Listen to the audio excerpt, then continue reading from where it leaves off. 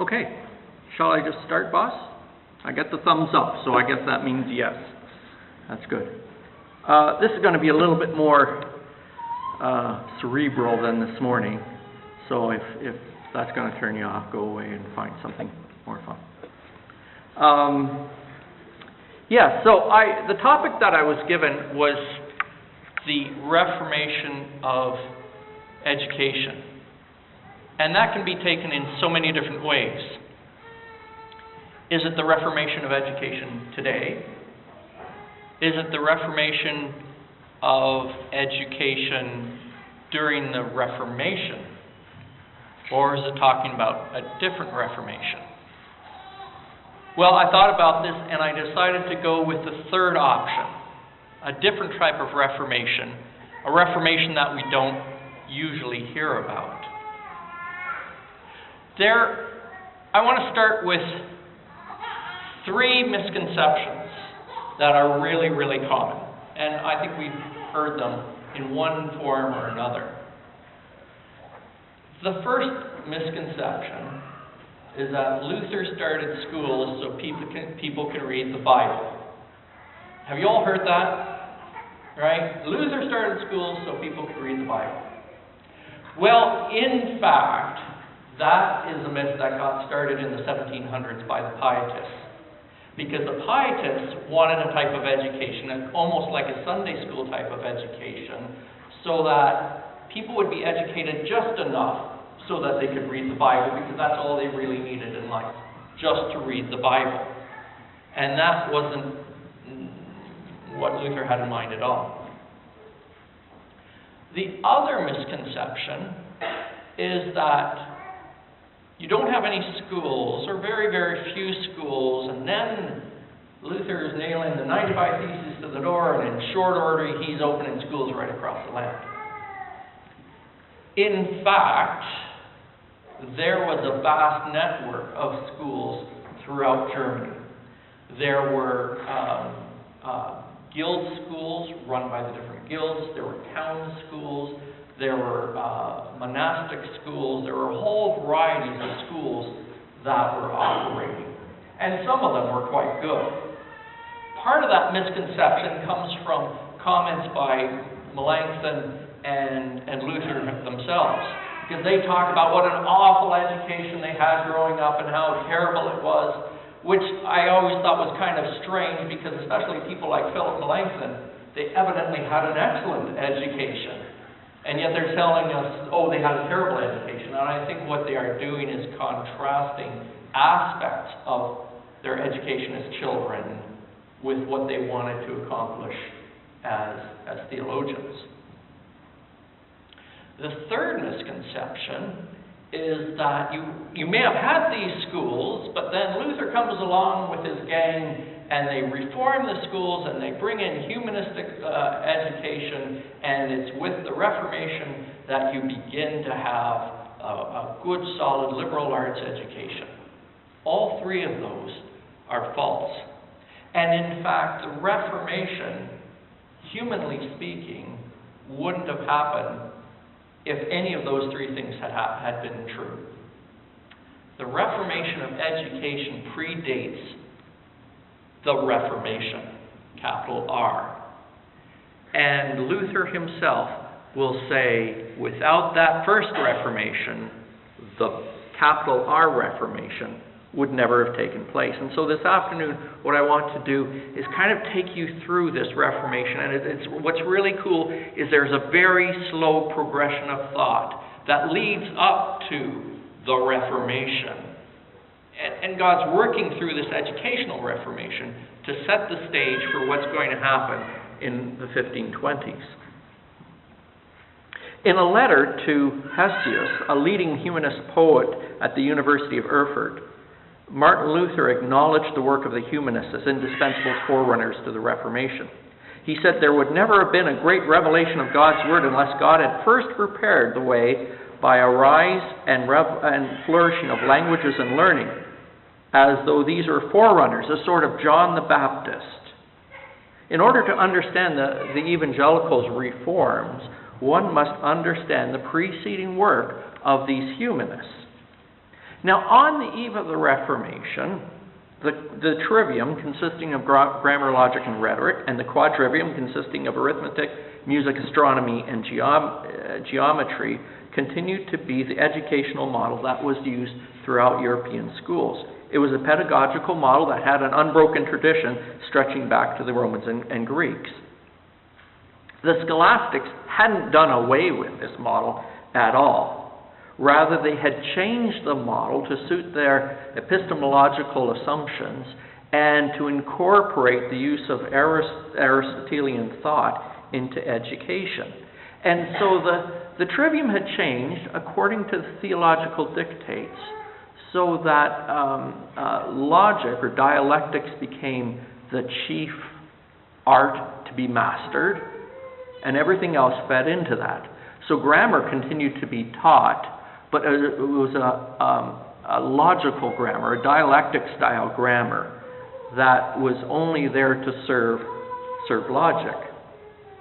This came about because in the 12th and 13th century, scholastics had recovered Aristotelian thought through the Muslims coming up through Spain. It's a long story. It's a cool story, but I'm not going to get into that. What didn't change was their understanding of the divine origin of knowledge. Whether they were Aristotelian or Platonic, they all understood that knowledge, wisdom, truth came from God. Referring to the scholastic conception of grammar, Hegius, which is a Westphalian humanist, wrote, "No one is to be denied the name of grammarian." Oh, I'm sorry, I skipped a page. I wondered why that went so quickly. Okay, so humanism, as it developed in German lands, took a different track than it did in Italy. In Italy, there was a kind of an unbroken classical tradition because of the language that dated back. Italian humanism traced its roots back to Petrarch back in and around the mid-1300s. German humanism grew up in a different environment. German universities were quite new and had been established according to mature scholastic, pedagogical, and theological principles. While humanist learning and ideals flourished in Italy throughout the 14th and early part of the 15th century, during the same time, humanism had yet to make any impact on the German territories. Humanism began to arrive quietly in the German territories, creeping in the first half of the 15th century. And it was really a landmark moment for humanism in Germany when the Chancellor Ludwig von Ost hired Peter Luther, who was a poet and lecturer, to join the Faculty of Arts at the University of Heidelberg. Luther had developed an appreciation of humanism while in Italy. He spent 20 years in Italy studying at centers such as Rome, Venice, and Padua. With Luther's arrival, humanism became an item of vigorous defense within academic circles. In 1456, Luther gave an oration, and this is kind of a landmark oration to the students of the university, where he lays out a system of education, culture, and principles that German humanism would then follow for the rest of that century.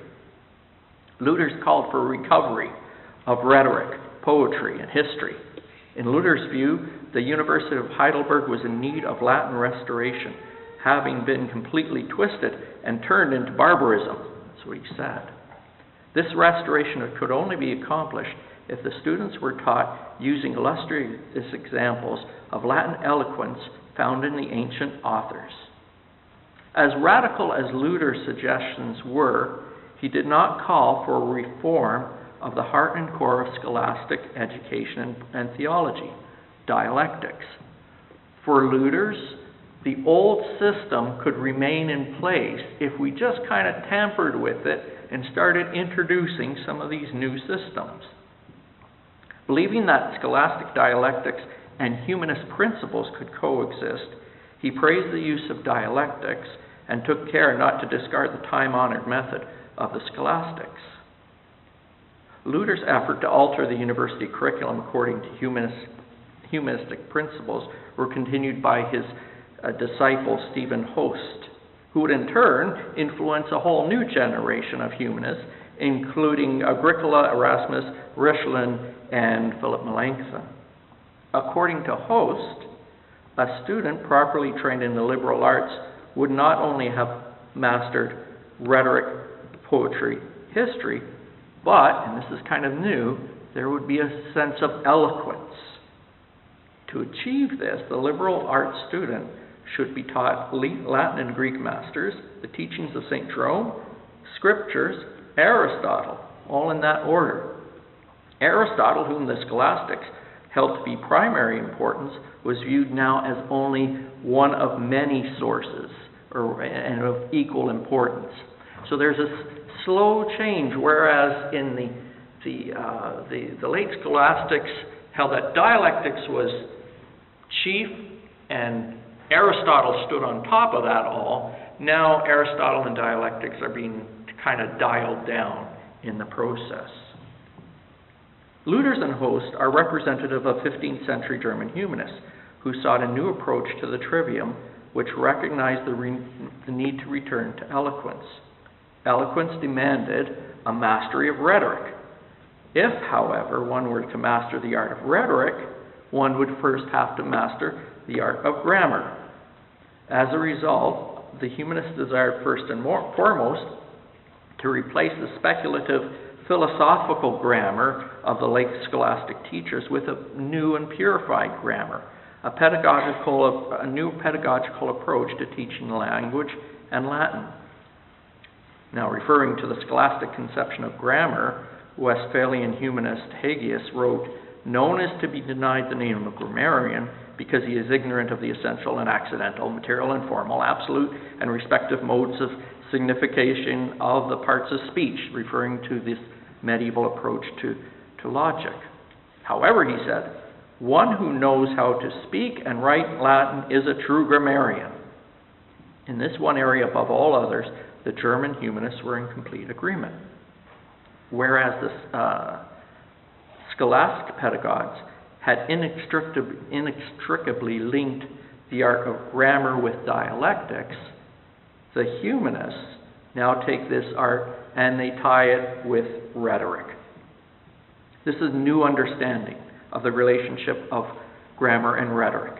And one of the person who puts it most forth is Agricola. He champions this.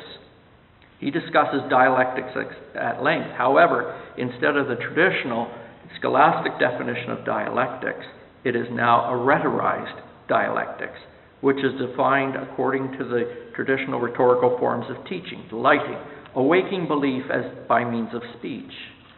According to Agricola, the goal of the grammarian is to explicate the story of the poet, review history, or interpret words, while the goal of dialectics is to speak in a plausible manner about the subject proposed.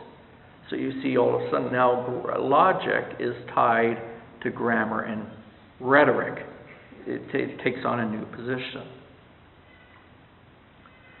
The scholastics had tied the liberal arts most exclusively to theology.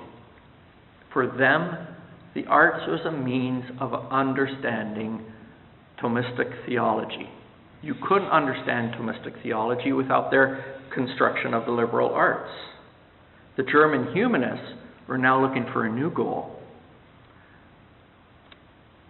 Conrad Celsus, he lives from 1459 to 1508, is sometimes called the German arch-humanist. He believed that humanistic training in the 7 liberal arts could revitalize the German nation. He looks at the liberal arts, a new humanistic liberal arts, and says, maybe instead of serving theology, they could better serve an understanding of nationhood and who we are as Germans. Writing at his inaugural oration to the University of Ingolstadt, He made an impassioned plea to his audience, reminding them that there was no subject of greater worth than the study of the liberal arts.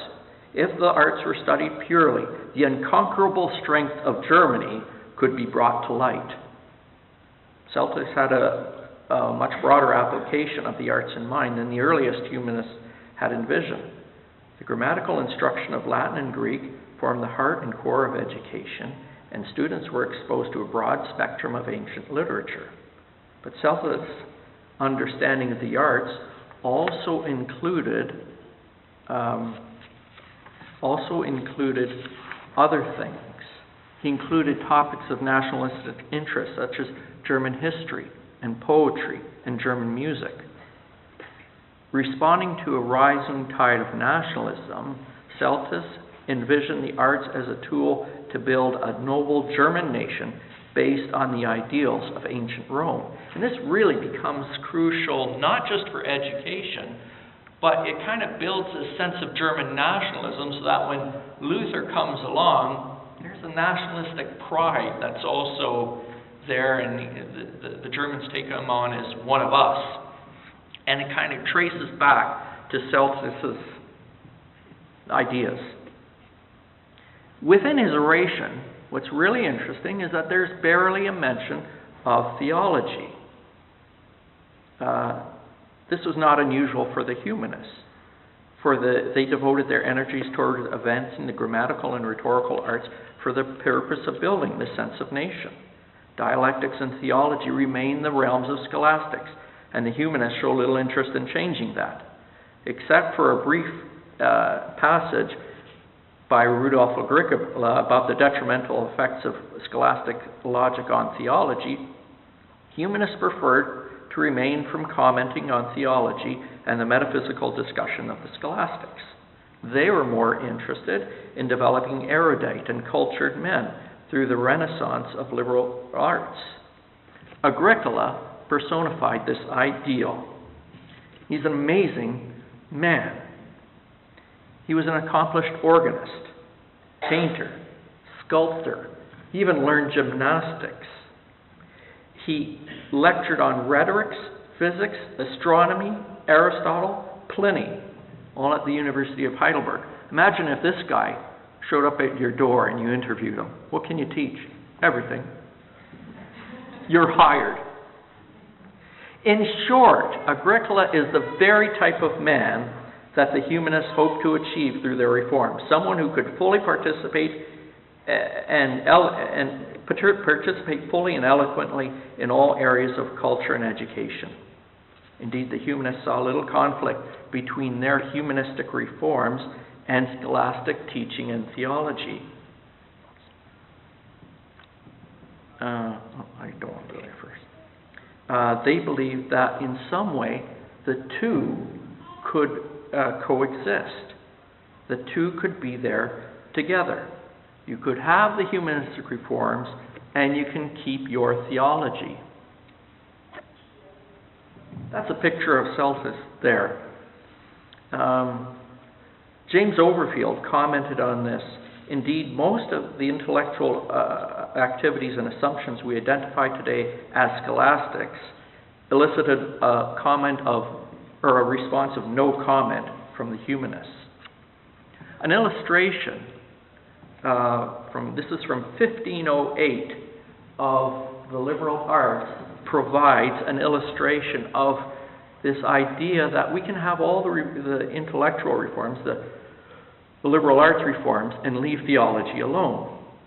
The illustration, you have a young child led by Sophia into the world of learning. The young child has already learned the basics of spelling and reading, and now he enters this 6-story high tower of learning in which he's going to progress up the arts as he moves up the tower. On the first level, and you can barely see this, but on the first level is Donatus, teaching grammar. And that's all been, there's Prisson on the second level, also teaching grammar. On the third floor, there's Aristotle teaching logic, Tully teaching poetry and rhetoric, and Boethius Boethius teaching arithmetic. Moving up to the fourth floor, he would learn music from Pythagoras, geometry from Euclid, and astronomy from Ptolemy. On the fifth level, he learns physics from Plato and morals from Seneca. And then at the very top of the tower, he arrives at theology. Theology, which is the queen of sciences. Now, up to that point, up to the very top, everything that you come across represents a thoroughly humanistic curriculum. But at the pinnacle of all learning, theology, we have Peter Lombard teaching his book of sentences. And Peter Lombard was the favored commentary by the scholastics for teaching theology. The illustration reveals that the humanist understanding of their new approach to the seven liberal arts could coexist with scholastic theology.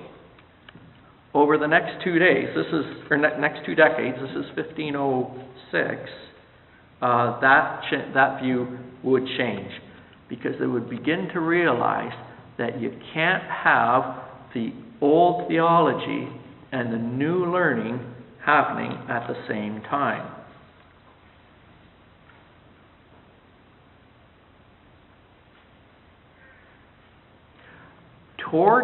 Around this time, the early 1500s, their views begin to change, and there's a whole new generation of humanists that's coming up.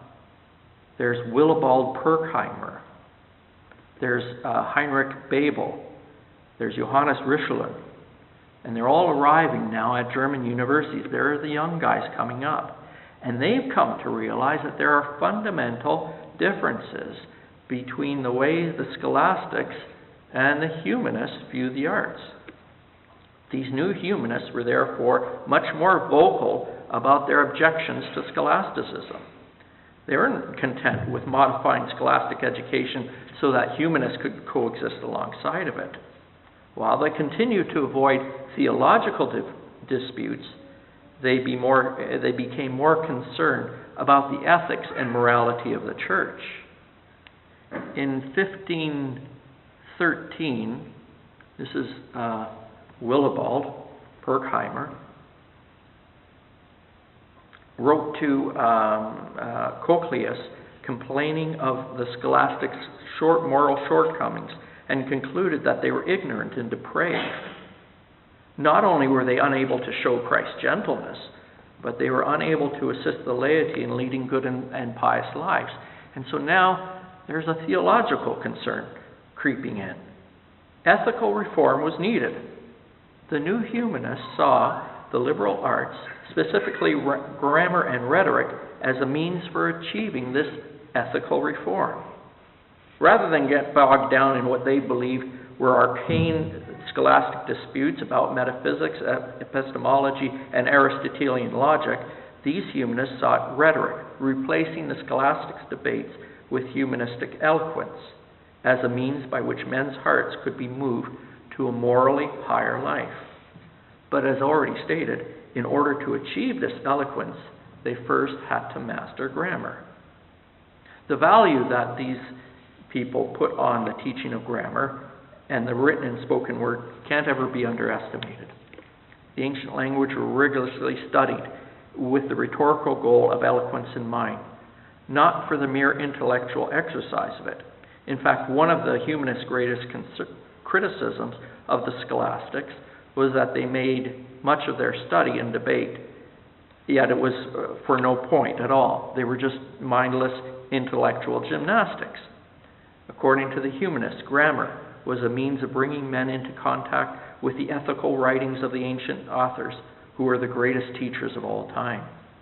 The value of the masterpieces of ancient literature were apparent to the humanists. They possessed the ability to speak to the timeless issues which confronted men. When one was able to understand the original languages of the author, one could actually enter into their world to be taught by them.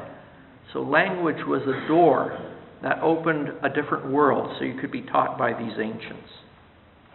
The humanist's greatest desire was to approach the authors directly using the medium of their own language, bypassing the commentaries and glosses of the scholastics. This understanding extended to all areas of literature, including the Old and New Testament. The scholar McGrath states, "The New Testament was read with the idea of encountering the risen Christ through faith, recapturing the vitality of experiences of the early church.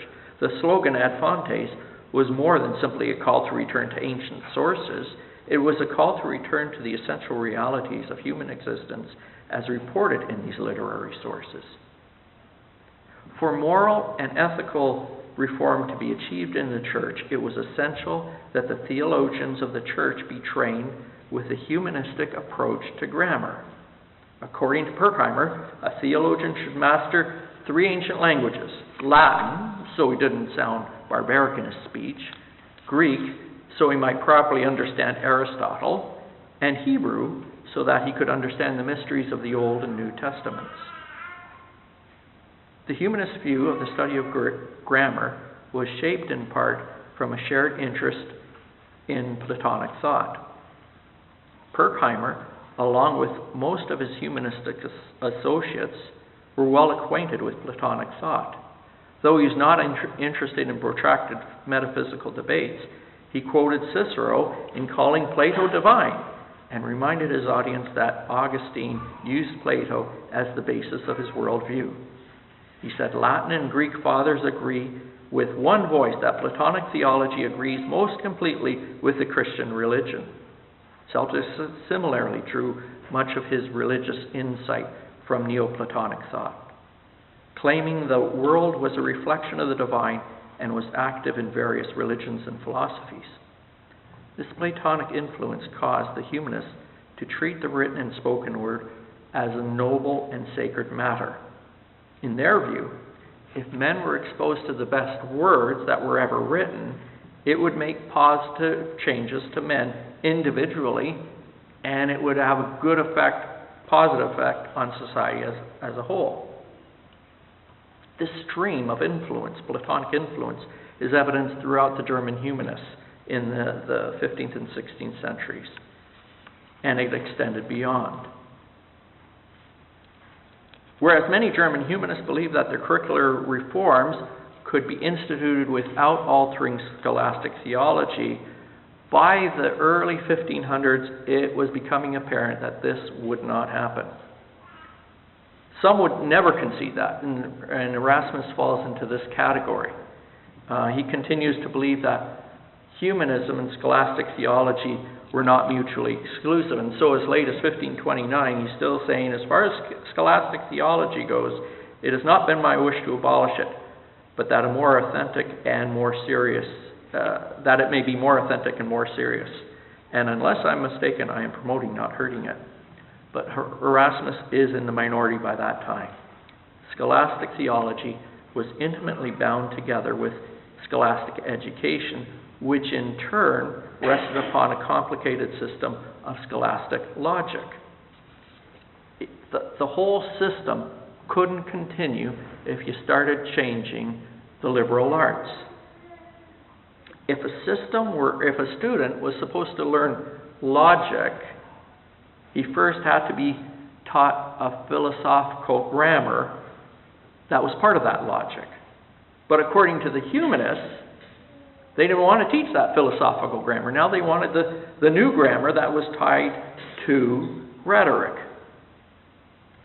So it became difficult, if not impossible, for a student to progress in scholastic theology because he did not have a scholastic education.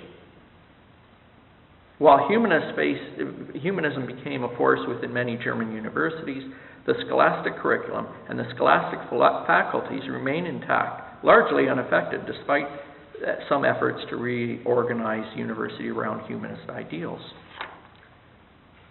Some academics attempted to block the humanist inroads, while others were simply apathetic towards humanistic concerns. Overall, however, most of the academics were willing to allow humanism to have a presence at universities as long as it served in an ornamental role in that scholastic curriculum. Curricular reforms were often discussed in the first 15 years of the 16th century, but little changed. And this is what I find to be interesting here. Because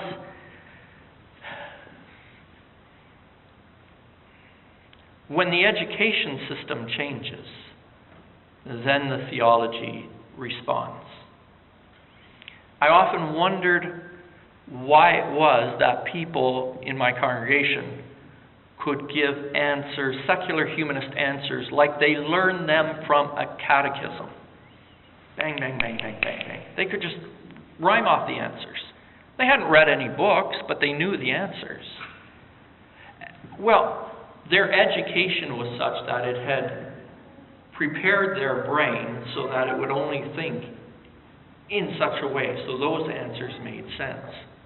But what happens then if we start changing education? All of a sudden those answers will not make sense anymore, and a different theology will begin to click into place.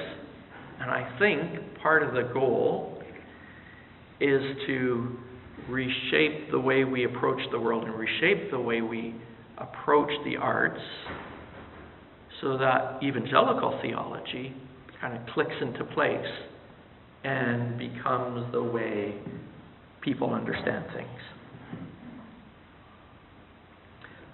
This is all in place. So you have all these reforms. And now Luther comes along.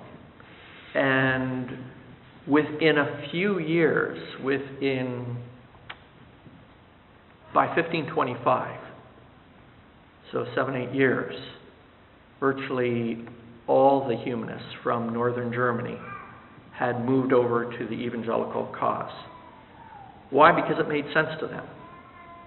It was the handmaidens that allowed them to understand the new theology. And that is why, then Luther said, without this reformation of education, we wouldn't have had a reformation of theology. And I hope, I pray that that's where it's going to go for us as well. Thank you very much.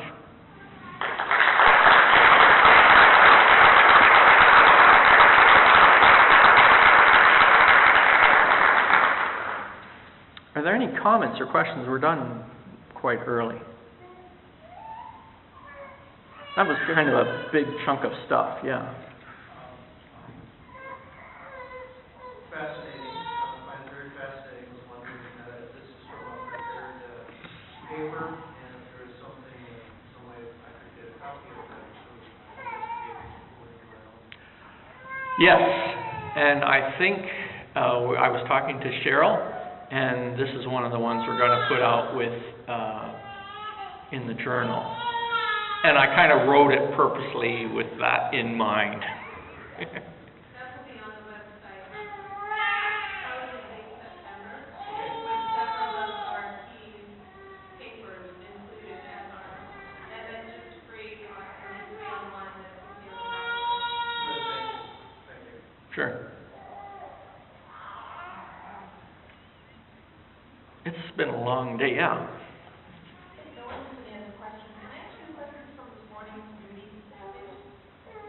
If that's okay with everyone else, sure. Does anyone else have any comments on this one? Okay, let's fire away at this. I think it's a little practical, because I like to review the presentation this Okay. morning, like explaining a new way to explain. Right. How do you take your beauty presentation to the parent who's going to turn around and say, okay, that is great, wonderful, sounds good, and it's beautiful. But is my kid going to get into high school, or what does it mean as far as going to college? You role play that out as to how do you take it from what we're teaching is good, right, and beautiful, which it is, but is that practical, or how do you talk to parents about it being practical? Okay, did everyone hear the question? No. Okay, the comment, the question, the concern is it's all very good and well to say we're going to teach a child in the way of beauty and understanding what is beautiful in life. But how does it become practical? What will the implications mean for them to go to high school and university. Okay? Maybe from the audience, does anyone have a response to that? Yeah. We teach them the tools to discern what's right and wrong, what's true and false, what's faithful to the scriptures. So it's our hope and prayer that as we catechize them in the Lutheran faith, we will prepare them to discern, again, what is true and faithful. Not all of our children can go to a good, solid university, but perhaps maybe we can teach them the tools to, again, discern what's right and wrong, faithful and true. Yeah, that's a good response. And the other thing is, what I was talking about is just a kind of a way to explain. It doesn't change our understanding of the liberal arts or of how to teach the trivium, but it's a handle by which you can kind of convey what we're trying to get across by doing this. And I mean, our children are exposed to so much awful stuff on so many different levels. Man, if I was a parent and someone said, I'm going to give your child tools to navigate through this world of ugliness and discern what's right or what's good and beautiful, I think that's a pretty powerful thing. Yeah. Then my response back, and I told every 1-year-old in the room, having just dealt with some parent comments, Yeah. how do you deal with people who don't see the world as ugly? I mean, they don't see that. I mean, Yeah, I know. not with Walmart, and that's not ugly. And that's the fine shopping experience. Yeah. We talk about the ugly world, is they don't see it. But how do you get them? Yeah, they've been desensitized.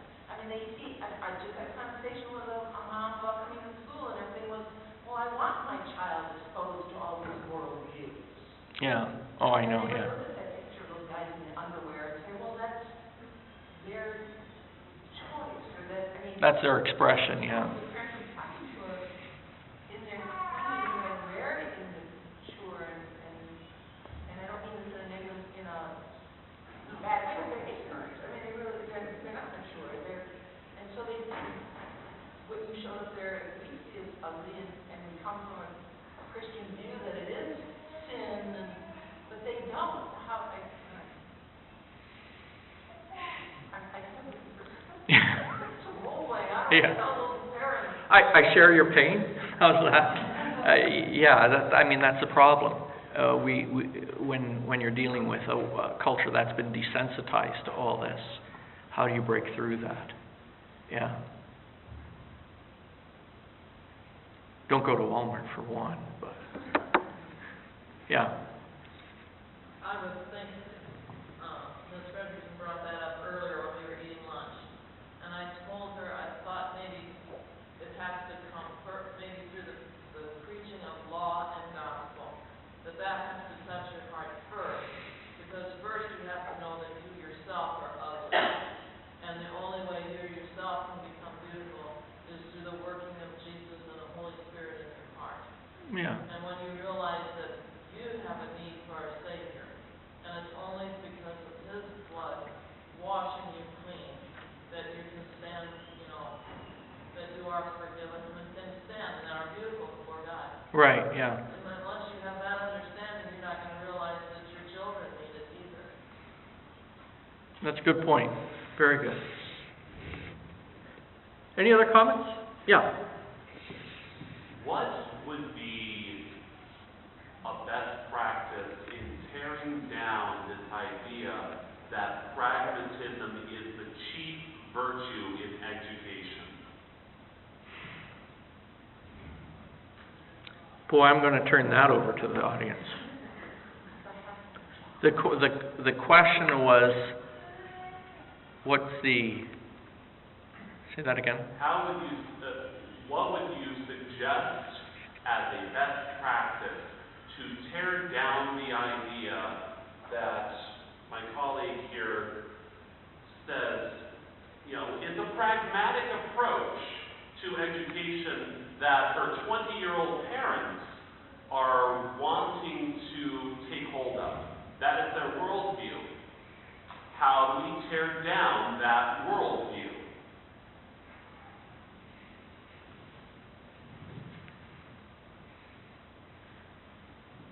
I have no quick answer still, but I will say that it has to start fundamentally with educators.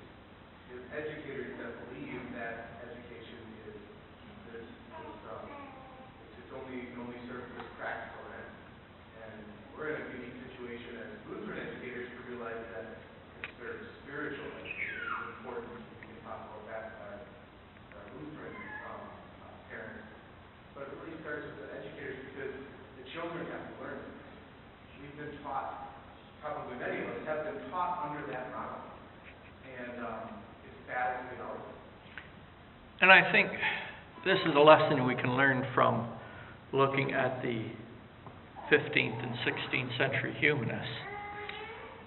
It took a good 75, 80 years before this became a part of society. With God's blessings, I don't think we'll ever see it. I think it'll be our children's children. Yeah. Well, the way to deal with pragmatism is to show that pragmatism doesn't work. It's not practical. Yeah. It really doesn't. I mean, there's a pragmatic argument. Pragmatism does not work. And you can show this to your parent by showing that the pragmatic education that's everywhere around us, academically, the performance is pathetic and embarrassing. Whereas I think most of the schools, if you do any kind of testing, show that the classical approach gives stronger academics in every area. I mean, we don't like test score. We don't, testing isn't classical, really, but let's submit ourselves to that test. By showing stronger academics through this kind of education, that's showing, parents or, the public that, ironically, this is more pragmatic than the pragmatic curriculum. Because if your goal is, you can set as a goal stronger academic performance and achievement, this is the way to do it, and the pragmatic way won't get you that. I want to relate something that's really, really interesting. It's going to sound a little bit off topic, but I think it's really pertinent. We've all heard of Maslow's hierarchy of needs, right? And so you take care of, your basic needs of food and water and shelter, and you work up until you have needs of love and spirituality and all these things at the very top. I was part of a military study, and it looked at Hurricane Katrina. And one of the interesting things that came out of Hurricane Katrina is they discovered that in times of crisis, that hierarchy of needs is turned upside down. The ones who were seeking spiritual help and spiritual strength were not churchgoers, were not Christians. It was the people who didn't have that to begin with. The people who had spent time in advance thinking about disaster, thinking about struggle, strife, war, death, hardship, were already well prepared. This approach to the arts and to the higher things of learning is really a very pragmatic thing in times of crisis. Because the ones who are well prepared that way are well prepared to handle crisis. And so even historically, officers spent a lot of their time in cultured pursuits. And it wasn't just because they were rich. It was because in times of war and in times of battle, those cultured pursuits gave them the grounding to be able to assess what is otherwise a chaotic, bloodied, and brutal situation. It allowed them to bring humanity into that and make judgments. And that was this time-honored ritual of having the officers be involved in cultured pursuits. It equipped them for struggles.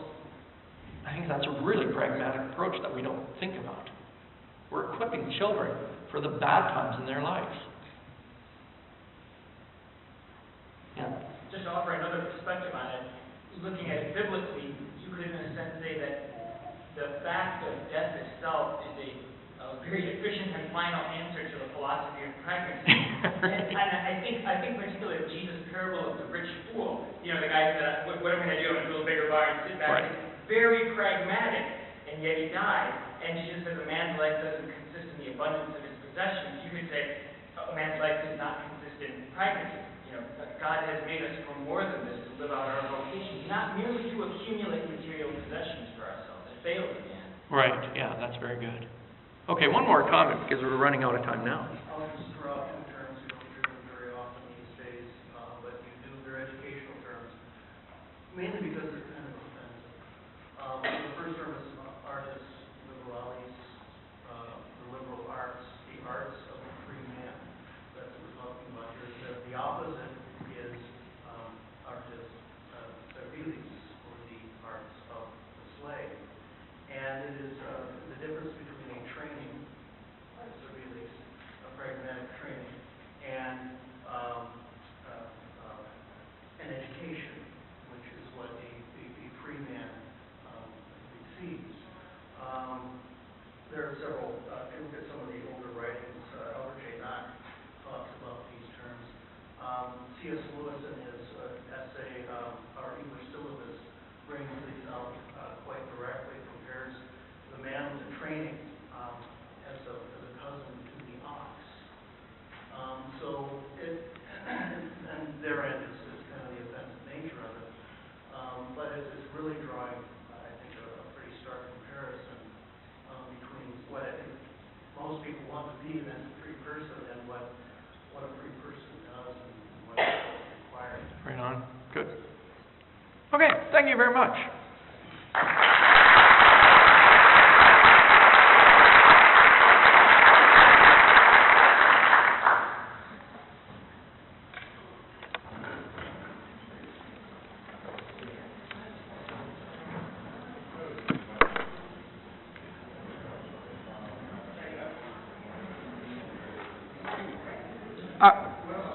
Are there any English people here in the crowd? Do you want to watch a 7-minute video? We've got time, right? We have time.